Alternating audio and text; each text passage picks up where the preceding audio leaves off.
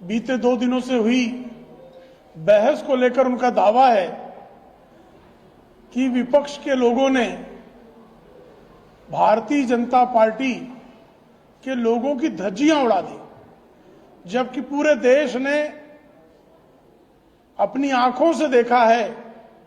कि सदन की कार्यवाही के दौरान चाहे वंदे मातरम पर बहस रही हो, चाहे चुनाव सुधार के मुद्दे पर बहस रही हो, दोनों मुद्दों पर जिस तरह से प्रधानमंत्री आदरणीय नरेंद्र मोदी जी और गृह मंत्री आदरणीय अमित शाह जी के नेतृत्व में सत्ता पक्ष की तरफ से जिस तरह से प्रमाणों और तर्कों के साथ बात रखी गई, उसके चलते श्रीमान राहुल गांधी समेत विपक्ष के नेता जो हैं वो बगलें झांक रहे थे वो। और जब घुसपैठियों पर जब तक श्रीमान राहुल गांधी और उनके पूर्वजों के चुनावों के दौरान किए गए चोरी और डकैती के मामलों पर चर्चा हो रही थी, तब तक टोका टाकी करने के बावजूद कम से कम सदन में विपक्षी टिके हुए तो थे। लेकिन जैसे ही घुसपैठियों को निकालने के बारे में आदरणीय गृह मंत्री जी ने संकल्प दोहराया, राहुल गांधी के नेतृत्व में सारा विपक्ष जिस तरह से सदन छोड़कर भागा है, पूरे देश ने देखा है कि घुसपैठियों के मुद्दे पर राहुल गांधी और उनके बगल बच्चा दलों की धज्जी कैसे उड़ी। जैसा आदरणीय अमित शाह जी कह रहे थे कि न तो ईवीएम में कोई गड़बड़ी है, न चुनाव की प्रक्रिया में, न मतदाता सूची में, न एसआईआर में कोई गड़बड़ी है। गड़बड़ी है तो कांग्रेस के संगठन में है। और कल उड़ीसा के एक विधायक मोहम्मद मुकीम ने श्रीमती सोनिया गांधी को पत्र लिखकर आदरणीय गृह मंत्री अमित शाह जी ने जो बात कही थी उसकी पुष्टि करने का काम किया है। मोहम्मद मुकीम जो उड़ीसा वगैरह में वैसे भी कांग्रेस के विविध राज्यों में चंद विधायक रह गए हैं, उंगलियों पर गिनने जैसे विधायक रह गए हैं। मोहम्मद मुकीम ने कहा कि श्रीमान मल्लिकार्जुन खड़गे जो कांग्रेस के अध्यक्ष हैं, उनकी उम्र अब अध्यक्षता करने लायक शेष बची नहीं है। मोहम्मद मुकीम का कहना है कि जिस तरह से श्रीमान राहुल गांधी कार्यकर्ताओं और पदाधिकारियों से मिलने का समय तक नहीं देते हैं, कांग्रेस डूबती हुई नैया है और उस डूबती हुई नैया के उबरने की कोई संभावना दिखाई नहीं दे रही है। और ये मोहम्मद मुकीम कोई पहले नेता नहीं है। कांग्रेस के तमाम नेता कांग्रेस के इस डूबती हुई गति को लेकर लगातार बातें करते रहे हैं। जिस तरह से बिहार में सिर्फ 6 सीटों पर कांग्रेस सिमटी है, ऐसे तमाम राज्य हैं जहां कांग्रेस का खाता भी नहीं खुला है। महाराष्ट्र जैसे राज्य में कांग्रेस जो है 16 सीटों पर सिमटी हुई है। तमाम राज्यों में, दिल्ली जैसे राज्य में कांग्रेस का खाता तक नहीं खुलता है। तो ऐसे में कांग्रेस की दुर्गति को देखते हुए कांग्रेस के नेता जैसे शशि थरूर आज ही जो है वो संसद की सांसदों की बैठक में उपस्थित नहीं हुए। तमाम कांग्रेस के नेता कांग्रेस से निकलकर डूबती हुई नाव से उतरकर भागने की तैयारी में हैं। लेकिन राहुल गांधी पता नहीं किस अहंकार में जी रहे हैं कि वो कहते हैं कि विपक्ष की धज्जियां उड़ गई। भाई, वंदे मातरम के मुद्दे पर किस तरह से पंडित जवाहरलाल नेहरू ने समझौता किया, उसको सप्रमाण आदरणीय नरेंद्र मोदी जी ने बताया। एसआईआर के मुद्दे को जहां जहां उठाया गया, उसमें किस तरह से कांग्रेस ने जितने सवाल पूछे थे,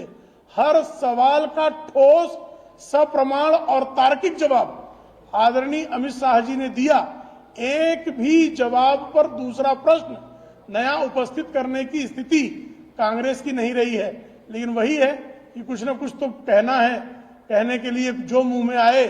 वो बके जाओ। वाचालता की स्थिति को श्रीमान राहुल गांधी प्राप्त हैं। वो कह रहे हैं कि अमित शाह जी डरे हुए हैं। अरे, अमित शाह जी तब नहीं डरे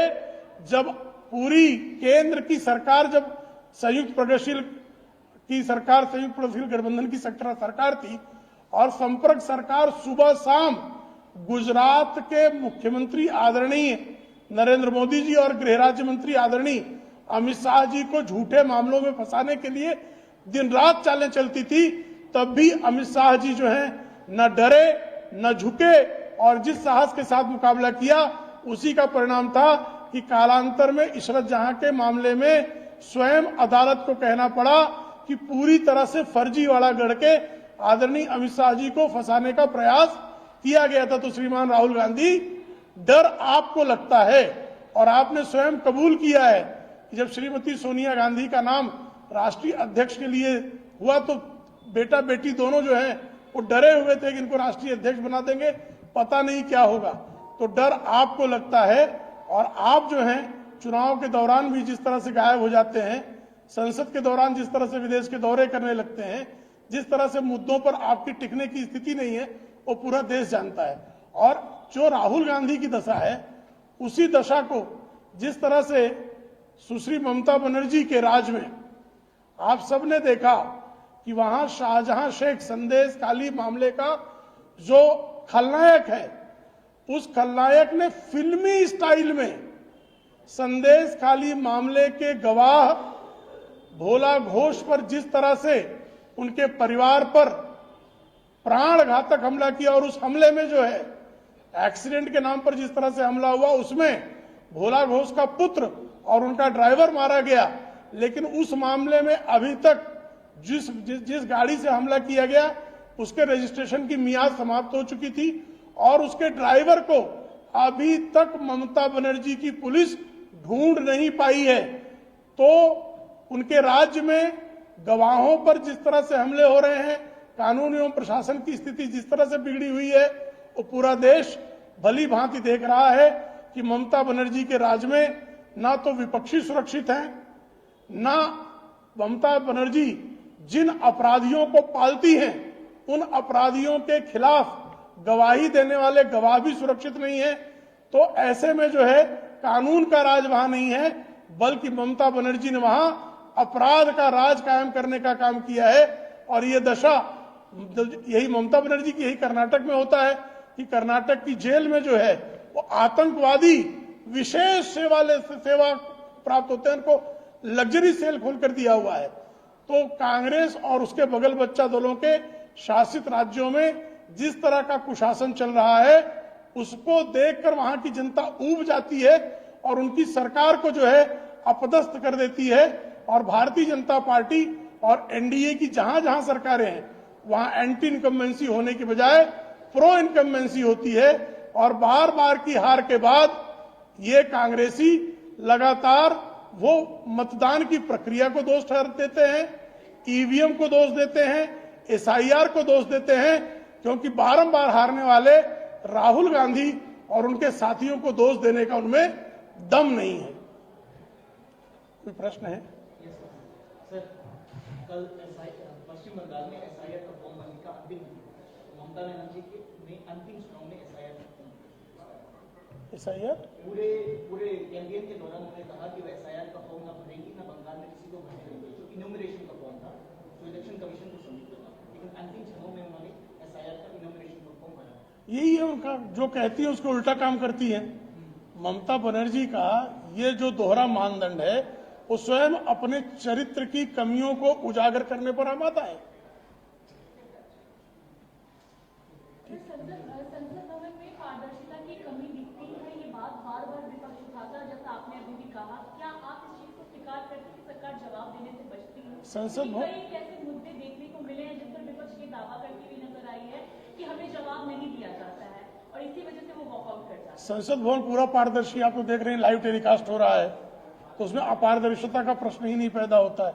हाँ, संसद भवन आजकल ये भी देख ले रहा है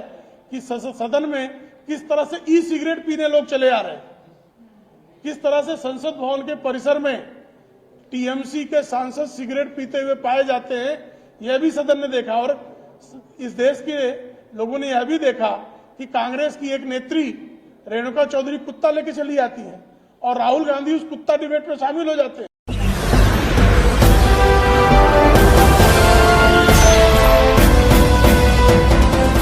आप देख रहे हैं लाइव न्यूज 90 99 राष्ट्र सबसे पहले।